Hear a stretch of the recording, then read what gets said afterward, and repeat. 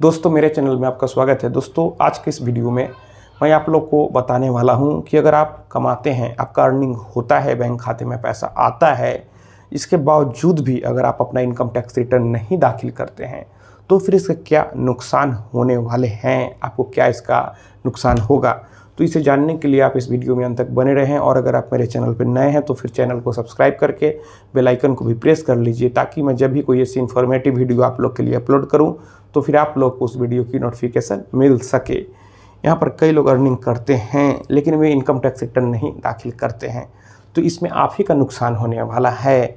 सबसे बड़ी बात कि यहाँ पर हर कोई अगर कार लेता है, घर बनाता है, सबका सपना होता है कि वे कार ले, घर लें, तो कोई भी कैश में लोन नहीं लेता है, सब कोई लोन बैंक से कराता है।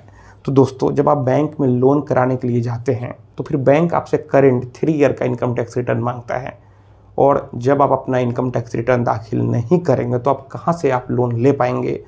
आपको घर बनाने का जो सपना है या फिर कार लेने का सपना है वह पूरा नहीं हो पाएगा। तो मैं ओवरऑल यही कहना चाहता हूँ कि आप किसी भी तरह का अगर लोन लेना चाहते हैं तो फिर आपको अपना इनकम टैक्स रिटर्न ज़रूर दाखिल करना चाहिए। तो यह बात हो गया। उसके बाद कई सारे ट्रांजेक्शन में आपका टीडीएस डिडक्ट हो जाता है, जैसे कि अगर आपने बैंक में एफडी कराया है यानी कि फिक्स डिपॉजिट कराया है तो वहाँ भी टीडीएस डिडक्ट होता है, या फिर कई सारे ट्रांजेक्शन पर टीडीएस डिडक्ट हो जाता है, आपको नहीं पता चलता है, आप उतना अवेयर नहीं होते हैं। अगर आप इनकम टैक्स रिटर्न फाइल करते हैं तो जो भी टीडीएस कटा हुआ है वह आपके अकाउंट में सीधे रिफंड आ जाएगा। जी हाँ, और अगर आप अपना इनकम टैक्स रिटर्न नहीं फाइल करेंगे तो वह जो टीडीएस के अमाउंट है वह सीधे यहाँ पर सरकार के खाते में चला जाएगा। तो आप चाहते हैं कि जो आपका टीडीएस कटा हुआ है वह आपके अकाउंट में रिफंड आए तो फिर आपको अपना इनकम टैक्स रिटर्न ज़रूर फाइल करना चाहिए। और फिर कई बार यह होता है कि आप जाने अनजाने में ज़्यादा ट्रांजेक्शन अपने सेविंग अकाउंट में कर देते हैं तो यहाँ पर बैंक की तरफ से ही कई बार आपका अकाउंट को फ्रीज कर दिया जाता है और आपसे बोला जाता है कि आप अपना इनकम टैक्स रिटर्न लेकर आइए तो ही आपका अकाउंट फिर से अनफ्रीज होगा। तो यहाँ पर अगर आप ज़्यादा ट्रांजेक्शन करते हैं, जाने अनजाने में ही ऐसा होता है, तो आपको अपना इनकम टैक्स रिटर्न दोस्तों ज़रूर फाइल करना चाहिए। अगर कल को कोई इनकम टैक्स डिपार्टमेंट से कोई नोटिस भी आता है, अगर आप अपना इनकम टैक्स रिटर्न फाइल करते रहेंगे तो ही आप अपने आप को यहाँ पर जस्टिफाई कर पाएंगे।